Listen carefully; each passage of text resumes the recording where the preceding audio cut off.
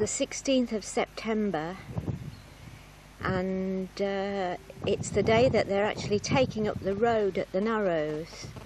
They've taken up quite a bit of it already, and I'm going to get nearer. I'm actually at post 39 now. Lorries, but we're not quite sure where they're actually taking all the bits of road.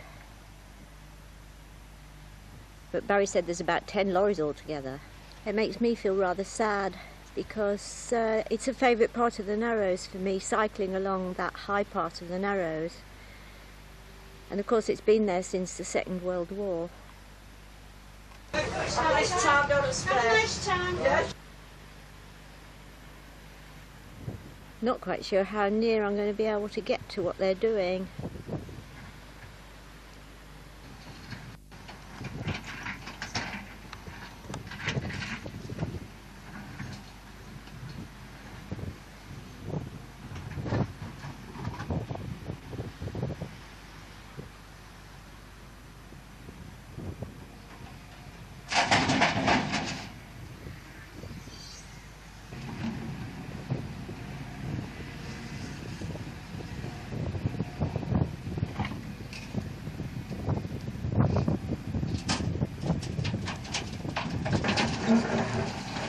Just standing at the junction of the new road and the old road now. I'm just climbing up the bank by post 33 so that I can get a view of where the road used to be, just over here. And here it is. Barry reckons it's a great mistake taking the road off, because it'll end up as just sand, whereas it would be concrete and it would have created at least a bit of a barrier. I agree with him, and he should know.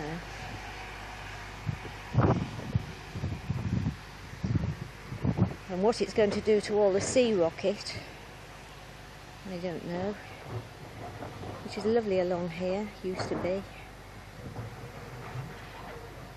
Not as though we're going to be able to walk along here. We'd have to walk along the low road, and the low road is very narrow, so it's not going to be an improvement. But then I would say that.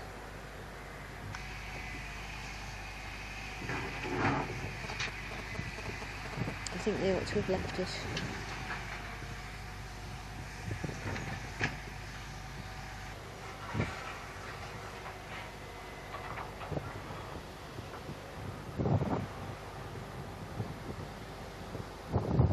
I don't know what John Codworth would say.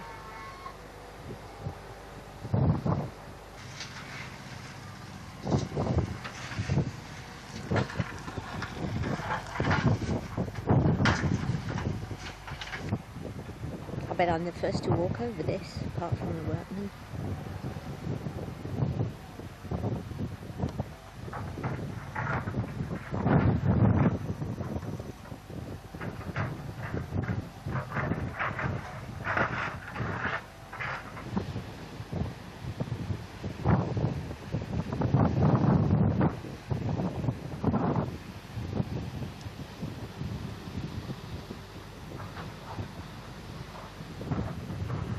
They seem to have taken the top layer off and left the railway lines at the moment. Whether that means they're going to leave this altogether, I don't know. I thought the railway lines might go under the dune, but they don't. This big vehicle's just arrived. Very close to me. It's probably thinking I've got no business to be here. I think I'll just go back a bit. He's left it running. I don't know what he's going to do. But I'd moved away. I'm standing by post 29 at the junction of the new 2003 road and the road up to the top of the Narrows.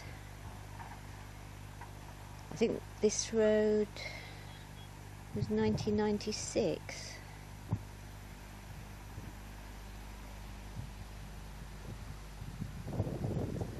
We're past Goody's Castle. I don't think you can see it from here. Anyway, what they've done, they had this thing with a sort of long probe which has weakened the concrete, so they haven't actually taken it up yet. So I think I'm going to risk walking along it. And there's Goody's Castle. There's holes all along the road. So what I don't know at the moment is whether they're actually going to get rid of this bit of the concrete road or leave it. I can't see the point of getting rid of it. The battery's going.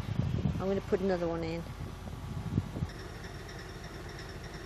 Nobody's told me to go away. I'm just standing by Goody's Castle now. I'm just going to have a quick peep to see whether it looks any different. There's a lorry full of bits of the road. It's nearly 4 o'clock, so they'll be knocking off I think soon. Finish their destruction tomorrow.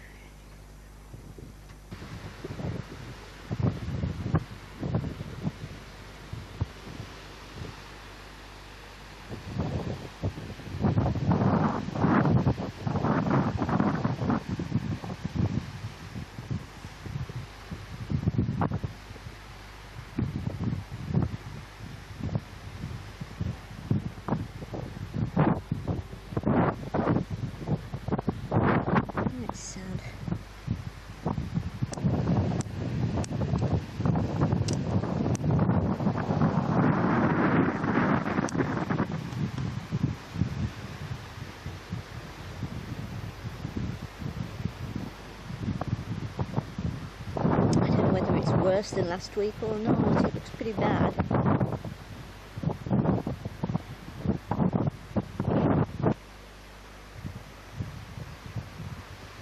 We're just a little bit to the north of Goody's Castle, sorry, south of Goody's Castle now. There it still stands.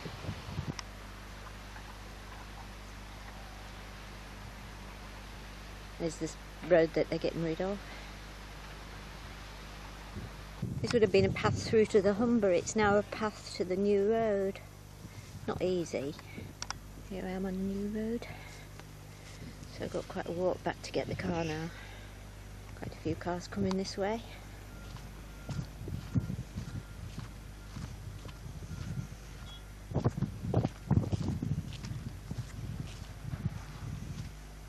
And Barry pointed out that this road is already cracking.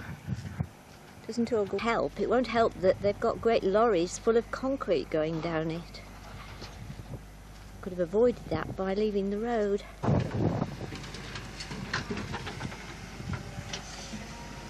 There's a hole in the road which led to Goody's Castle, which is no more. It's the 9th of February 2004. And there was a very high tide last night, and it's thrown sand all over the block road further north. It hasn't made much difference to this area, but this area had got badly damaged fairly recently anyway.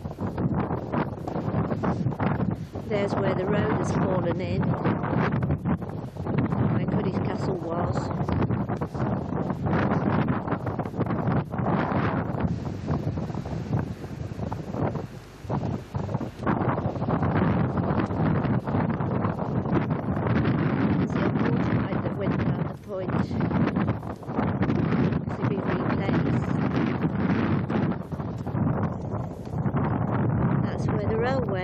Lying across the road just past there. This road was taken up. Don't know why. I'm standing at the junction of the road that went up to Goody's Castle and the new road that goes along the Humber, and I'm between posts 28 and 29 in a four-wheel drive, just by post 27. And coming to the part where the sand's gone over the road very badly.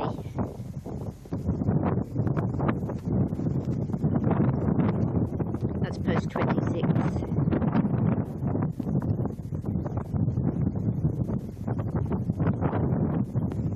this is the road, but basically it's on the beach. Right, that's the beach.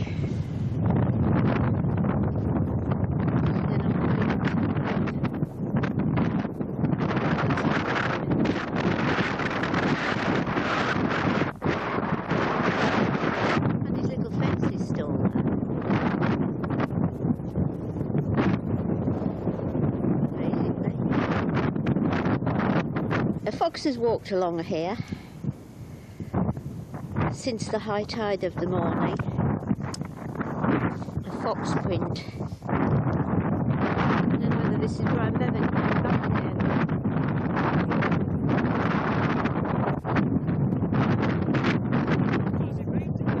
Well, only as far as the Warren if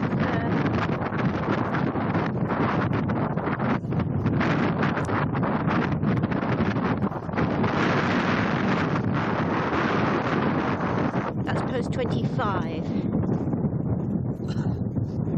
And there's the beach. There's the harbour. Yes, that's it's a tough little fence, is that? Post 24. And that's the surface of the road.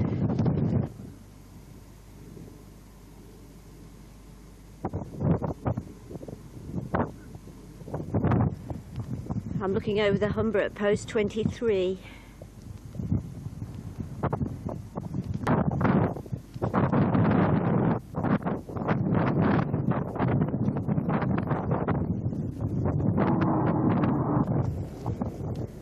Near post 23.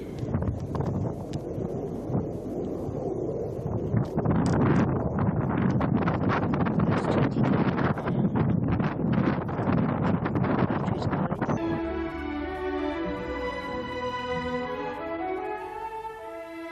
1936, and another patch day trip to see one of the East Coast's most dramatic sights, Spurn Point. The narrow sandspit at the mouth of the Humber has been an attraction for generations. Here it's all aboard as one of the regular steamers set sail from Grimsby docks. Among those hooked after his first visit is naturalist and ornithologist Dr. Ian Glaves.